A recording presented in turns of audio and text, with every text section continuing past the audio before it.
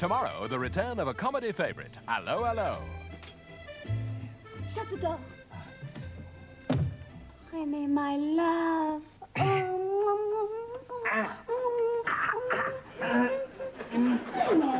Why are you so formal and withdrawn? I am impaled upon the handle of the Hoover. Allo, Allo returns tomorrow at 9:30 on BBC One. Oh, that is better. And we find resistance on foreign soil now on BBC One as we go over live to Mexico for the match between Argentina and Uruguay in World Cup Grandstand.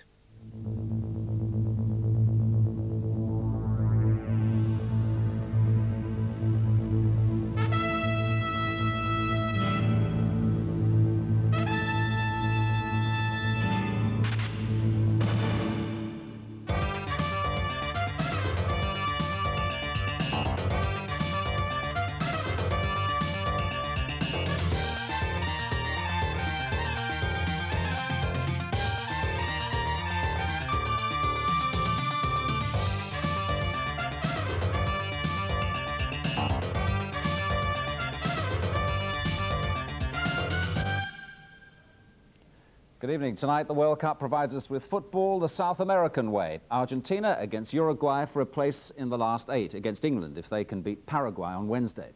But which face will South American football show us tonight, the beauty or the beast? Believe it or not, although Argentina and Uruguay have played each other no fewer than 72 times down the years, their only previous meeting in the World Cup was in the final of the very first tournament.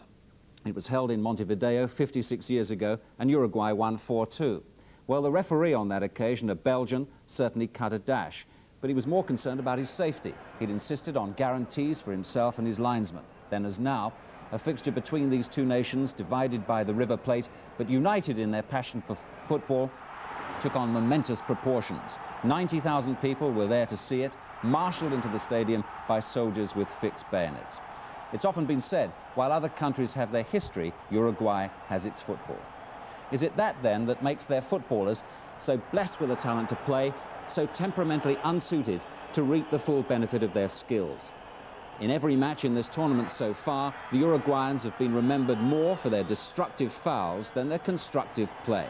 Their cynical approach to each match has brought universal criticism within the game. And yet, when in full flow, they can produce great things. Enzo Francescoli typifies Uruguayan football at its best when the cloud of violence lifts and we see that talent to bemuse. Well, that's what we want them to show us tonight. Uruguay against the second favourites, Argentina, the whole match coming up live from Puebla. And remember, it's of particular interest to England, who will meet the winners, hopefully, in the quarter-finals. Well, we have the latest news on England's faulty towers. They're unhappy with their hotel in Mexico City. More of that in a moment. And with their comments, we're joined by Terry and Laurie McMenemy, just flown in from Mexico this morning. You all right? Not jet-lagged or anything? No, I brought the heat with me, Desmond. I got off here. It was hotter here than some of the places I've been to, actually. It's good to see you. Thanks. Well, first, let's take a look at the match which was played earlier this evening in Guadalajara between Brazil and Poland. And there's absolutely no doubt which face of South American football was on show there. Tony Gubber commentating. Smolarek, Jakanowski.